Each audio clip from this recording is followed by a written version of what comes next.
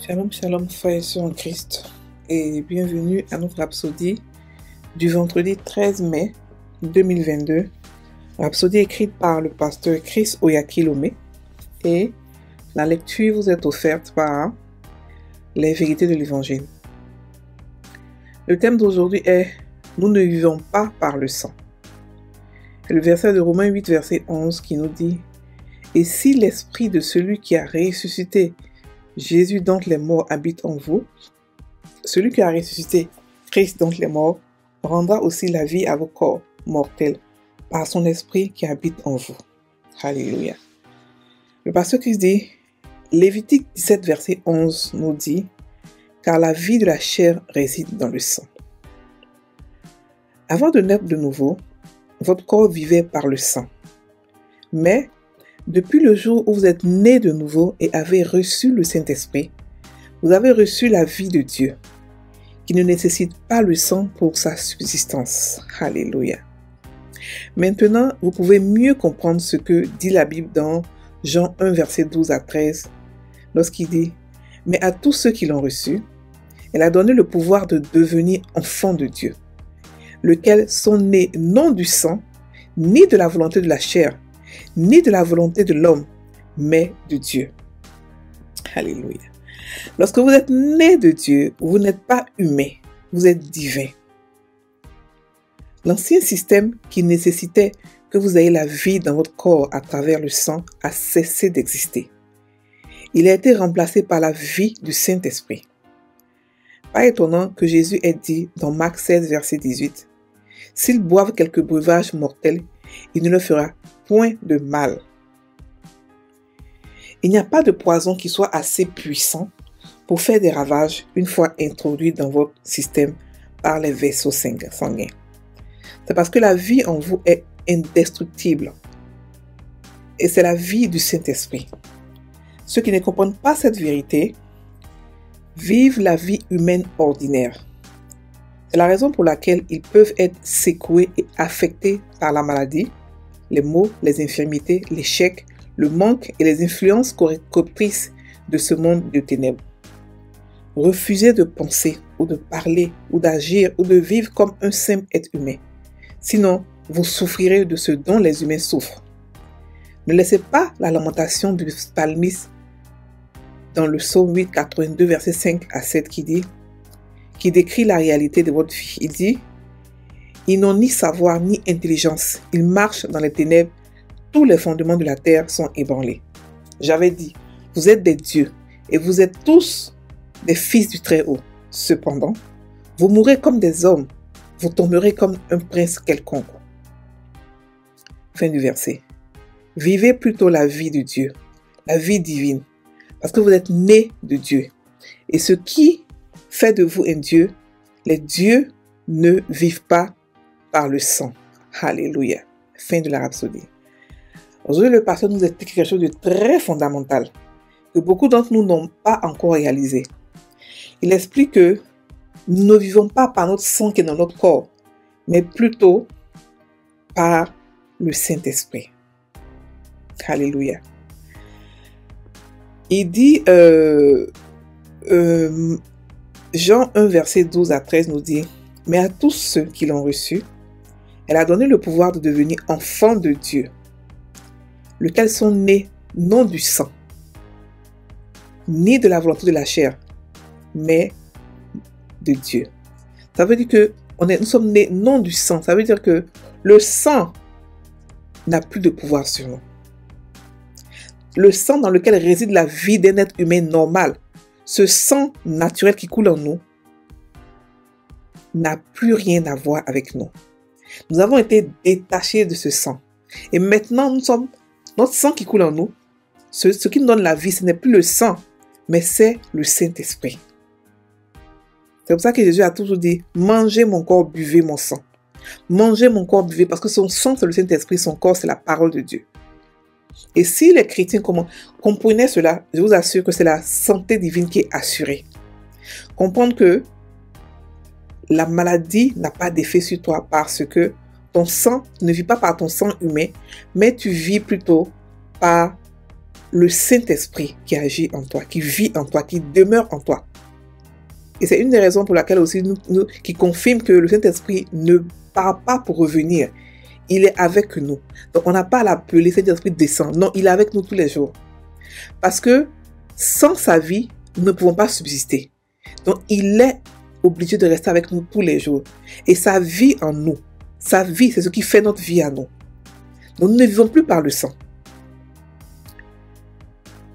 Et le verset d'ouverture nous dit encore, « Et si l'esprit de celui qui a ressuscité Christ d'entre les morts habite en vous, celui qui a ressuscité Christ d'entre les morts rendra la vie à vos corps mortels par son esprit qui habite en vous. » Ça veut dire que la vie que nous avons n'est plus maintenant de nos organes, de nos sangs, de notre corps, mais plutôt du Saint-Esprit qui habite en nous et du sang et de la parole de Dieu qui est la chair de Jésus. Frères et sœurs en Christ, c'est une autre révélation. La révélation de ce sang-là, c'est pas le sang de Jésus que plusieurs personnes prennent pour se badigeonner toute la journée. Non. On parle ici d'un autre niveau de sang. Un autre niveau d'élévation. Un niveau où le Saint-Esprit est notre propre sang. Alléluia. Notre chair, notre vie ne réside pas dans le sang. C'est pour cela que Jésus a dit que s'ils boivent quelques breuvages mortels, il ne leur fera point de mal. S'ils boivent, c'est-à-dire qu'on est au-dessus de la maladie. On est au-dessus. On n'est pas naturel, on est divin, on est surnaturel. Donc, il n'y a pas quelque chose qui va attaquer notre corps normalement, qui puisse nous vaincre. Parce que la vie que nous avons, c'est une vie divine.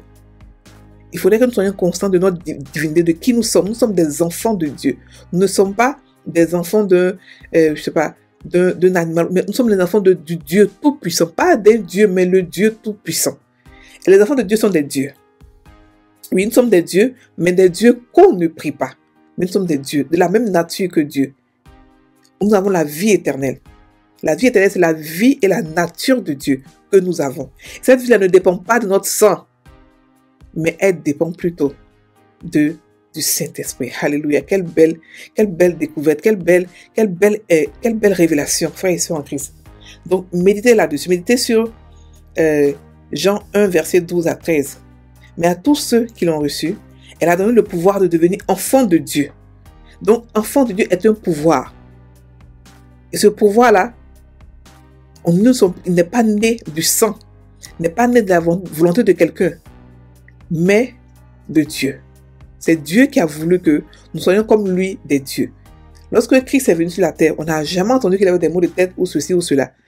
La seule fois où il est tombé malade et puis il est mort, c'est à la croix. Pendant que toutes les maladies du monde tombaient sur lui. Parce que son père l'avait laissé en tant que sacrifice. Et c'est là qu'il est tombé malade la première fois. Et c'est là qu'il est mort rapidement. Parce qu'il avait toutes les maladies du monde, donc il est mort rapidement. Parce que là maintenant son corps, sa vie dépendait du sang. Mais avant ça, on n'a jamais vu qu'il tombe malade. Ça veut dire qu'un chrétien qui est conscient de ces vérités peut tomber malade. Peut ne pas tomber malade, pardon. Et vous me demandez, mais vous dites, mais tous ces chrétiens qui tombent malades, qui meurent et tout ça, que les sorciers arrivent à atteindre, c'est parce qu'ils ne sont pas conscients de qui ils sont. Et pour être conscient de qui nous sommes, c'est de fouiller les Écritures, étudier les Écritures, méditer les Écritures. C'est ça. Nous ne devons pas être des chrétiens paresseux qui attendent seulement les dimanches pour écouter ce que le pasteur dit. Ça c'est sa révélation à lui. Mais toi, chrétien, quelle est ta propre révélation? Lorsque le pasteur, la Bible dit que les chrétiens de Béret repartent à la maison pour fouiller les Écritures, pour confirmer. Lorsque vous avez entendu des choses à l'église, allez à la maison et confirmez cela. Le pasteur peut ne pas avoir la révélation qu'il faut pour un sujet qu'il faut. Mais vous, en tant que chrétien, vous pouvez l'avoir. Parce que l'esprit qui est en lui est aussi l'esprit qui est en vous. Et cet esprit-là, il est puissant. C'est la Bible qui nous explique toutes choses. Il nous montre toutes choses, les choses à venir, il nous montre toutes choses. Il connaît toutes choses. Donc nous pouvons nous confier à lui. Nous pouvons lui faire confiance pour nous expliquer les choses qui nous appartiennent. Alléluia. Donc frères et sœurs, ne restons pas des enfants dans la foi.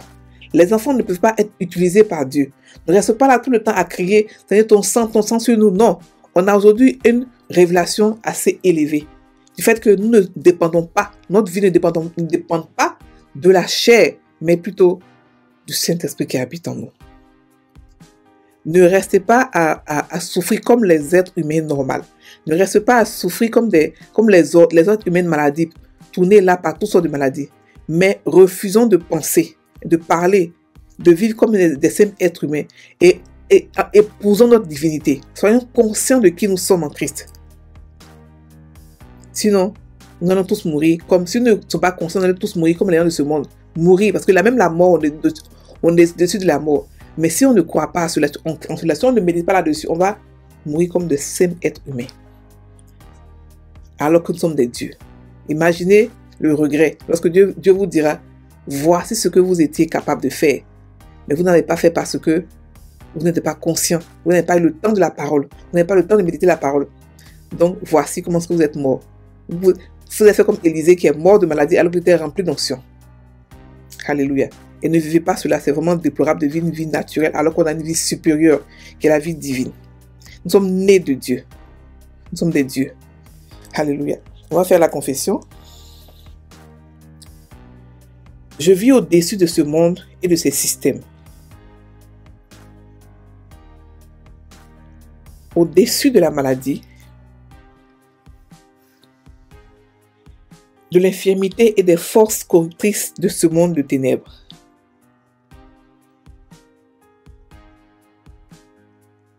La puissance de l'Esprit qui a ressuscité Christ d'entre les morts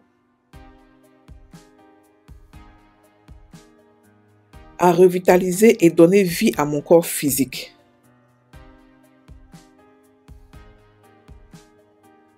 Je vis la vie transcendante de gloire en Jésus-Christ. Amen. Frères et sœurs en Christ, passez une très bonne journée. Soyez bénis.